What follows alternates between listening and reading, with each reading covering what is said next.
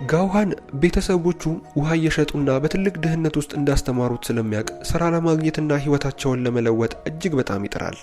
በዚህ ትልቅ የሆነ ቤተሰብን የማስደሰት ጥረት ውስጥ ግን አንድ ያልጠበቀው ትልቅ አደጋ ወደ ህይወቱ ይመጣበታል።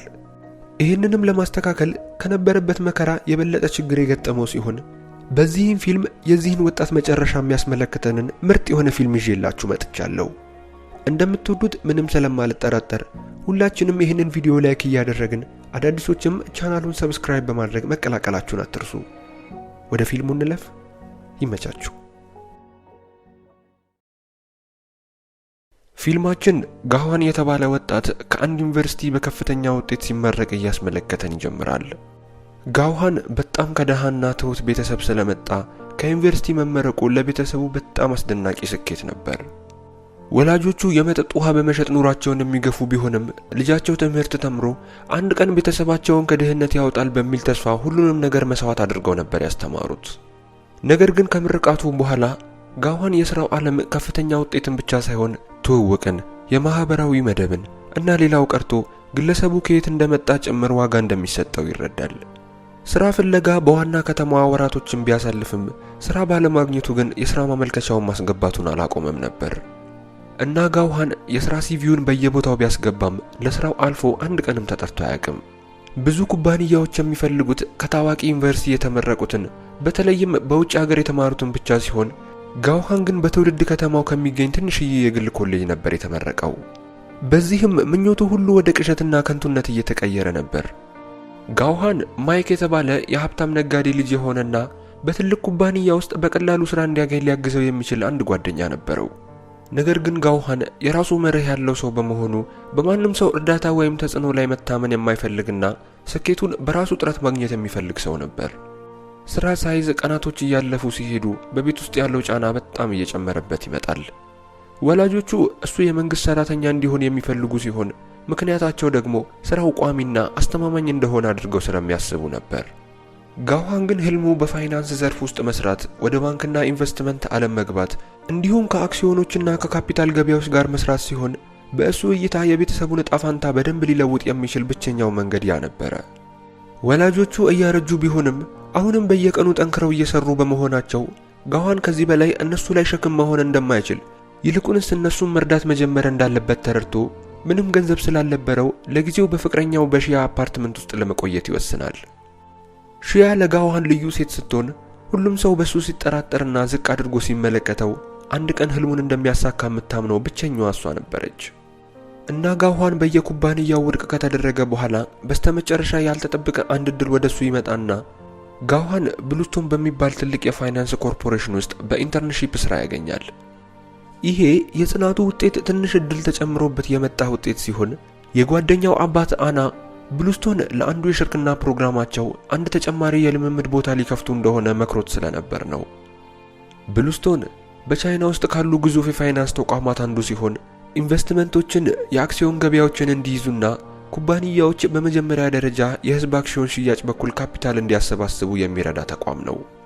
ጋውሃንም ሥራውን የጀመረው በታችኛው እርከን ያለምንም ክፍያ አሰልጣኝ ሆኖ በ6 ወራት ኮንትራት ሲሆን ከ6 ወሩም በኋላ በዛ ድርጅት ይቀጠር አይቀጠር ምንም ዋስትና አልነበረውም። በመጀመሪያ የሥራ ቀኑ ልብሱ አሮጌ ከመሆኑም በላይ ታዋቂ ብራንድ ያልሆነና የተጨማደደ በመሆኑ ከሀብታምና ከተደላደለ ቤተሰብ ከመጡ ሌሎች ሰልጣኞች መካከል ጎልቶ እንዲታይ ስላደረገው በሱፐርቫይዘሩ እንዲናቅ ያደርገዋል።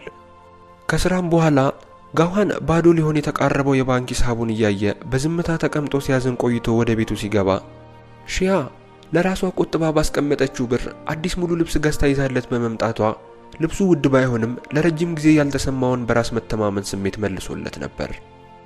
በብሉስቶን ያለው ጉዞ ይበልጥ አዳጋች እየሆነ የመጣበት በጥብቅ መስፈርቶቹና በስለታማ አስተዋይነቱ በሚታወቀው ጃንግ በተባለው ከፍተኛ የፋይናንስ ተንታኝ ቁጥጥር ስር ሲመደብ ነበር።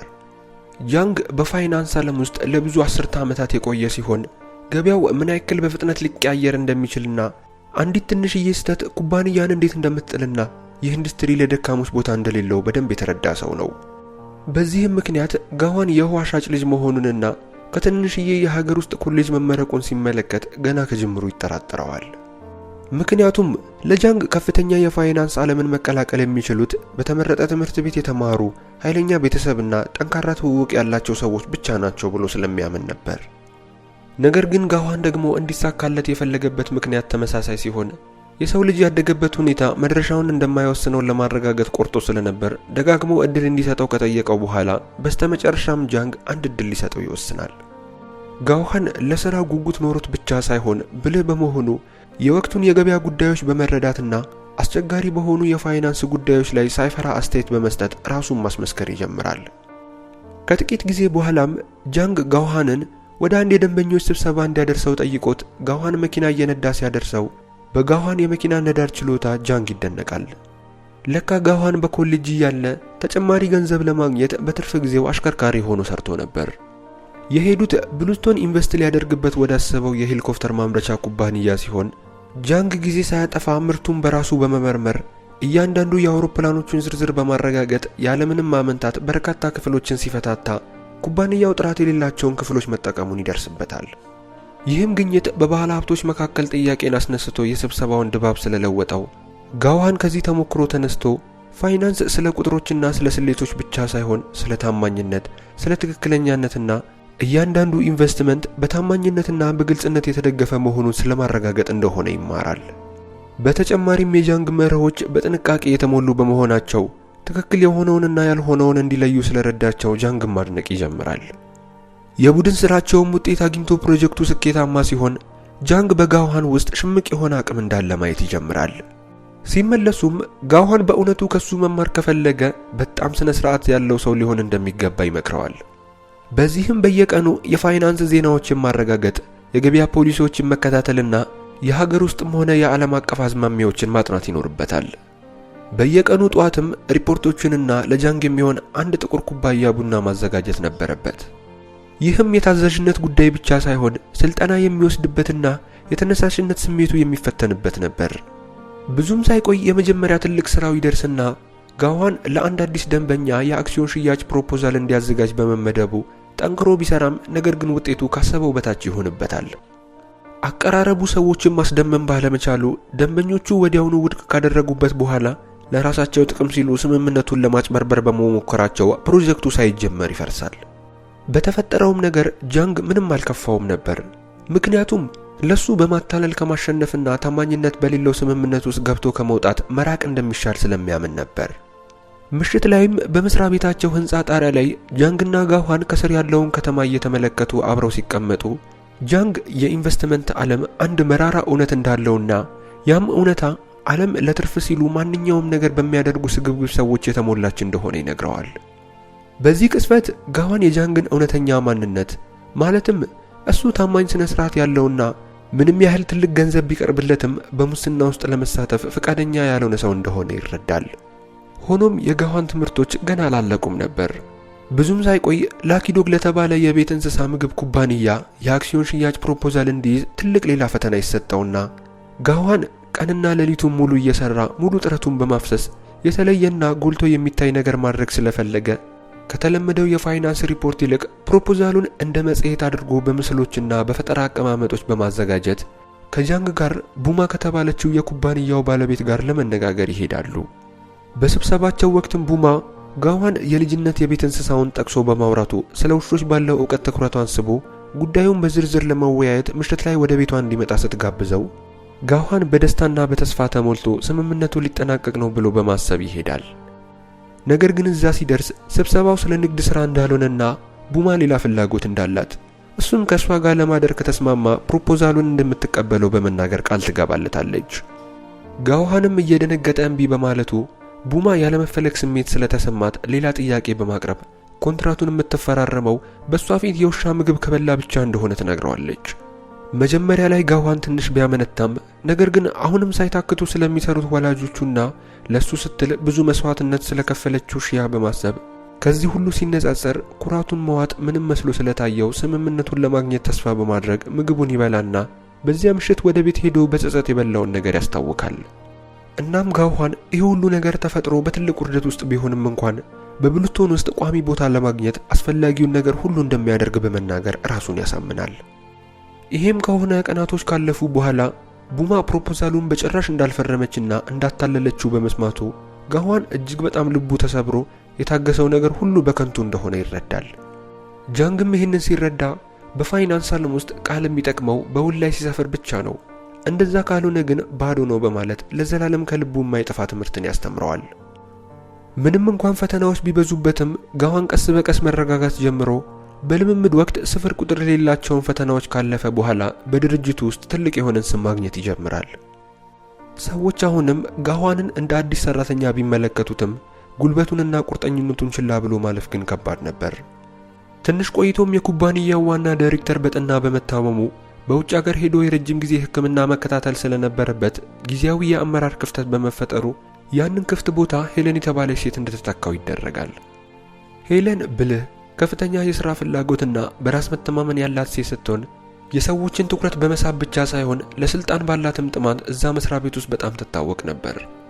አዲሱን ቦታም ከያዘች በኋላ ብዙም ሳይቆይ ሄለን እንደሷ አባባል የድርጅቱን ዝና ወደ አዲስ ከፍታ ያደርሳል ያለችውን ትልቅ ፕሮጀክት በማሳወቅ እያንዳንዱ የቦርድ አባላት እንዲፈርሙበት ስትጠይቃቸው ከጃንግ በስተቀር ሁሉም ይስማሙበታል። ጃንግ ስለ ፕሮጀክቱ በፋይናንስ ውስጥ ባለው 10 ዓመታት ልምዱ ውስጣዊ ስሜቱ የሆነ ነገር ስተት እንደሆነ ነግሮታል። እሱ በኩባንያ ውስጥ በጣም ከሚከበሩ ሰዎች አንዱ ስለነበር የእሱን ቢታ እቅዱን ሙሉ በሙሉ ለማስቆም በቂ ነበር።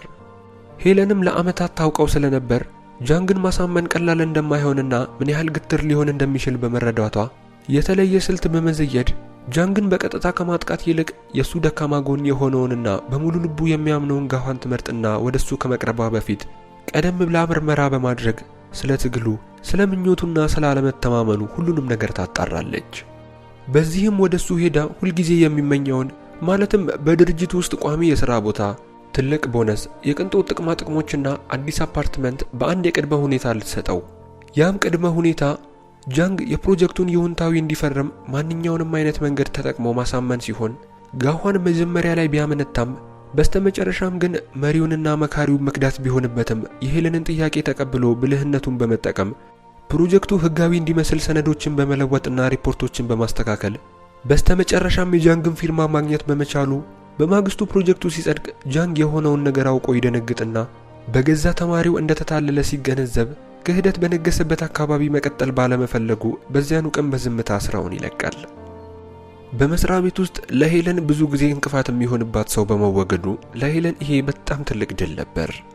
በዚህም ጋዋን በድርጅቱ ስራዎች ውስጥ ዋና ሚና እንዲጫወት ማዘጋጀት ትጀምራለች። ቀጣዩ ፈተናውን በፍጥነት ይመጣና ድርጅቱ የገንዘብ ድጋፍ ከሚያስፈልገው ኤችሲ ከተባለ ትልቅ የአምራች ድርጅት ጋር በአጋርነት ለመስራት መዘጋጀት ይጀምራሉ። በስብሰባው ወቅትም የኤችሲ ስራ አስፈጻሚዎች በከፍተኛ በራስ መተማመን ተሞልተው ትልቅ የትርፍ ድርሻ ሲጠይቁ እነሱ ሳያውቁ ጋዋን ቀድሞውኑ የቤት ስራውን በመስራት ከስብሰባው በፊት የኩባንያዎችን የምርት ቦታዎች በግል ጎብኝቶ በዚያም በጭነት መዝገቦቻቸው ላይ ያልተለመዱ ነገሮችን ማለትም የማጭበርበር ምልክቶችን በማግኘቱ ትክክለኛውን ቅጽበት ጠብቆ ግኝቱን በክፍል ውስጥ ላለው ሁሉ ይፋ ሲያደርግ ማስረጃው የማይካድ በመሆኑ የኤችሲ ሰራተኞች ተጨንቀው ማጭበርበራቸውን ከመቀበል ውጪ ሌላ አማራጭ ስላልነበራቸው በስተመጨረሻም ለብሉስቶን እጅግ የላቀ ትርፍን ድርሻ የሚሰጥ ስምምነት ላይ ይስማማሉ። ጋዋን በዚያ ቀን ያደረገው ነገር በሄለን ላይ ጥልቅ የሆነን ስሜት ጥሎ በማለፉ ከዚያ ቅጽበት ጀምሮ የሥራ መደቡ ይፋዊ ሆኖ ተራ አሰልጣኝ መሆኑ ይቀርና ሄለን በከተማው እምብርት ውስጥ ዘመናዊ አፓርታማ በመስጠት ቃሏን ትጠብቃለች። የጋዋን ሕይወትም ሙሉ በሙሉ ተለውጦ ያ ሲታገል የነበረው ሰልጣኝ አሁን ላይ ረጅም የመስታወት ግድግዳዎችን፣ አስደናቂ የከተማ እይታዎችንና ቀደም ሲል በህልሙ ብቻ በሚያያቸው ነገሮች ተከቦ በባለጸጎች መካከል መኖር ይጀምራል። በመጨረሻም ያገኘውን አዲስ ሕይወት ለመጋራት ሺያን ይዟት ወደ አዲሱ ቤት ይገባሉ። ከጥቂት ጊዜ በኋላም ሄለን ጋዋንን በድጋሚ በማሳደግ የግል ረዳቷ ታደርገውና ከሷ ጋር በተለያዩ ሀገሮች ለንግድ ጉዞዎች መሄድ፣ ከፍተኛ የሥራ ስብሰባዎች ላይ መገኘትና ከኃይለኛ ደንበኞች ጋር መደራደር ይጀምርና ከነዚያ ጉዞዎች ውስጥ በአንዱ ወደ ሆንግ ኮንግ ተጉዘው ከደንበኞች ጋር መጠጥ ሲጠጡና ሲወያዩ ከቆዩበት ረጅም ምሽት በኋላ ሄለን በመጠኑ ሰክራ ስለነበር ጋዋንን ወደ ክፍሏ እንዲወስዳት ትጠይቀዋለች። እሱም ወደ ክፍሏ ካደረሳት በኋላ ሊወጣ ሲል ታስቆመውና ሁለቱም ግማሽ ንቃተ ህሊና ላይ በመሆናቸው በዚያ ምሽት ድንበራቸውን አልፈው አብረው ያድራሉ። በማግስቱ ጠዋትም ጋዋን ግራ በመጋባትና በጸጸት ተሞልቶ ሲነቃ ሄለን ግን ነገሩን ከቁም ነገር እንደማታየው በመናገር ቀለል አድርጎ እንዲያልፈው ትነግረዋለች። ለጋዋን ግን የጥፋተኝነት ስሜቱ ከባድ የሆነበት ሲሆን ገና ከጅምሩ ከጎኑ የቆመችውን ሺያን የከዳት መስሎ ይሰማዋል። ከጥቂት ቀናትም በኋላ ድርጅታቸው ትልቅ የኩባንያን ስብሰባ ሲያደርግ ሄለን ጋዋን አንድ ከፍተኛ ስራ አስኪያጅን ተክቶ አዲስ ትልቅ ፕሮጀክት እንደሚሰራ ስታሳውቅ ሁሉም ሰራተኛ እየተደናገጠ ብዙዎችም እንዲህ ያለ አዲስ ሰው እንዴት በፍጥነት ሊያድግ ይችላል ብለው ሊጠይቁ ቢሞክሩም የመጨረሻ ውሳኔው የሄለን በመሆኑ ጋዋን በምኞት ታውሮ ያለምንም ማመንታት ስልጣኑን ይቀበላል። ነገር ግን እሱ ያላወቀው ነገር ሄለን የራሷ ዕቅድ እንደነበራት ነበር። ፕሮጀክቱ ኒው ላይፍ የተባለና የድሮ ጓደኛውን የማይክ አባት የሚመራውን ኩባንያ የሚመለከት ሲሆን ኒው ላይፍ በታዳሽ ኃይል ላይ የተሰማራ ደፋርና አዲስ መስክ ቢሆንም ከፍተኛ የገንዘብ ድጋፍ የሚፈልግ በመሆኑ ሄለን ጋዋን ከማይክና ከአባቱ ጋር ያለው ወዳጅነት የምትፈልገውን ተጽዕኖ ሊሰጣት እንደሚችል በመገንዘብ ነበር በሶስቱ መካከል ከተደረጉ በርካታ ስብሰባዎች በኋላ አንድ ስምምነት ለማቅረብ የወሰነችው። ያም ስምምነት ድርጅታቸው በኒው ላይፍ ላይ ከፍተኛ መጠን ያለው ገንዘብ ኢንቨስት ያደርጋል። ነገር ግን ያ የሚሆነው በአንድ ቅድመ ሁኔታ ሲሆን ያም ቅድመ ሁኔታ ኩባንያው የአክሲዮን ዋጋውን ከተወሰነ ደረጃ በላይ ማቆየት እንዳለበትና ዋጋው ከዛ ነጥብ በታች ከወረደ አብዛኛው የኒው ላይፍ አክሲዮን ወዲያውኑ ወደ ብሉስቶን እንደሚተላለፍ ነው። ይህ ጉዳይ ድርጅቱን አደጋ ላይ የሚጥል በጣም ኃይለኛ ቁማር ሲሆን ነገሮች በጥሩ ሁኔታ ከሄዱ ኒው ላይፍ በፍጥነት የሚያድግ ሲሆን ነገር ግን ማንኛውም ነገር ቢበላሽ ሁሉንም ነገር በአንዴ እንዲያጡ ያደርጋቸዋል።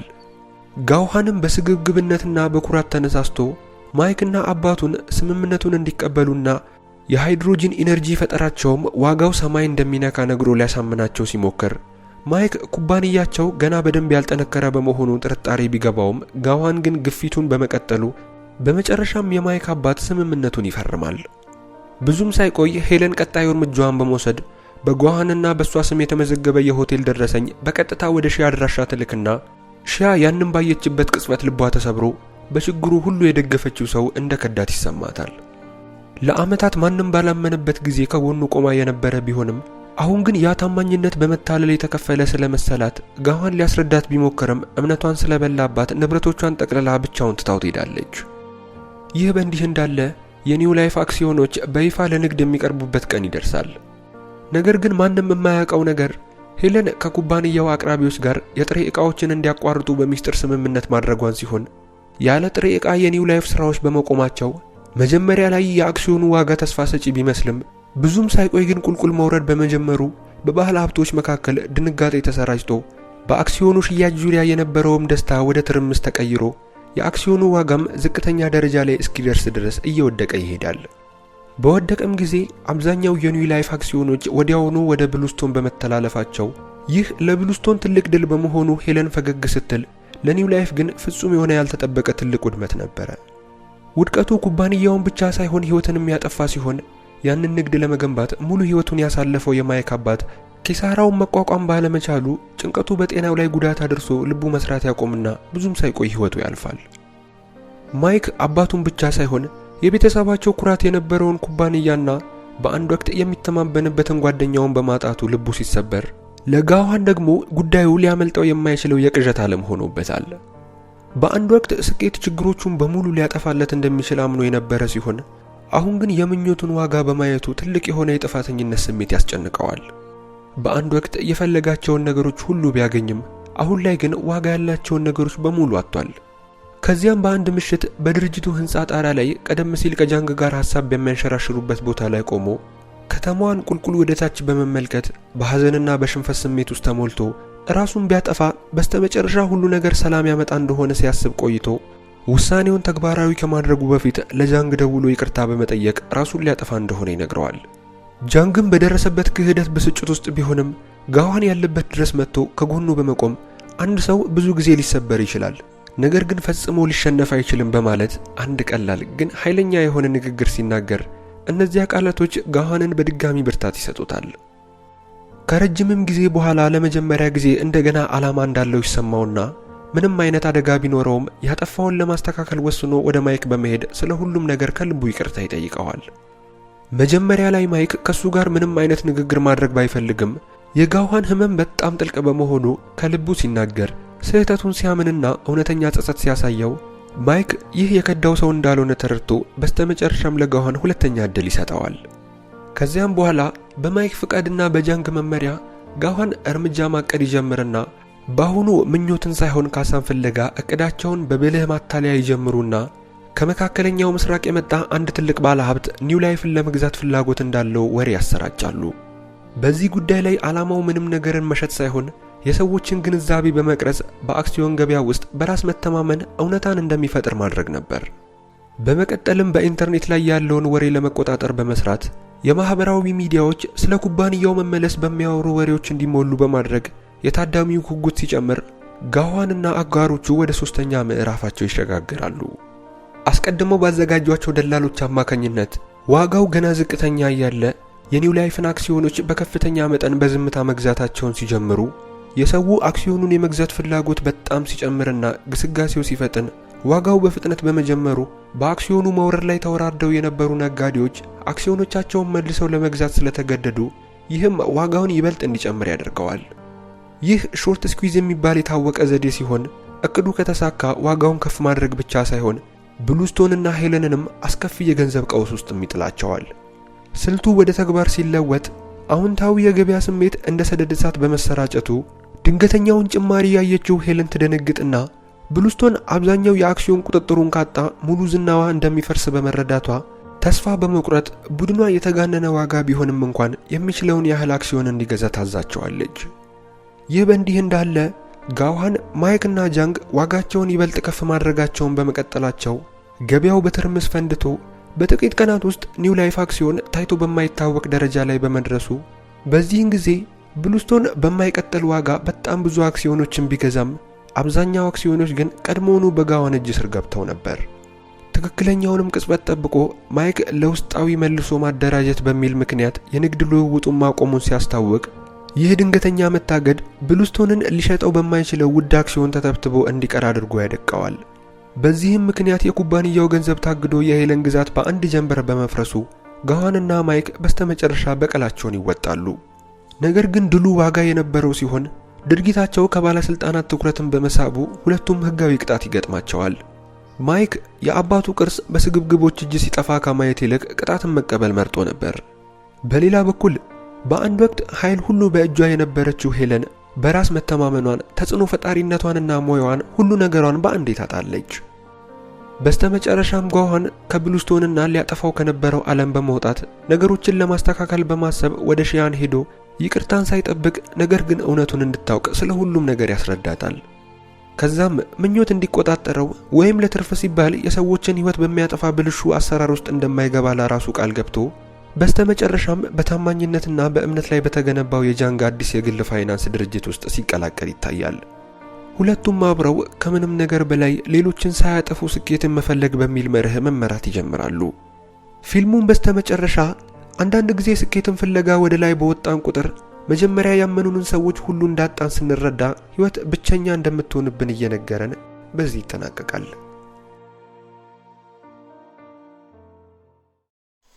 ቤተሰቦች ፊልሙን እንደወደዳችሁትና አሪፍ ቆይታ እንደነበረን ተስፋ አደርጋለሁ። ያላችሁን ሐሳብና አስተያየት በኮሜንት ላይ ያስቀመጣችሁልኝ፣ አዳዲሶች ቻናሉን ሰብስክራይብ፣ ይህንን ቪዲዮ ሁላችንም ላይክ እያደረግነው በቀጣይ በሌላ በምርጥ ፊልም እስከምንገናኝ ቸር ቆዩልኝ።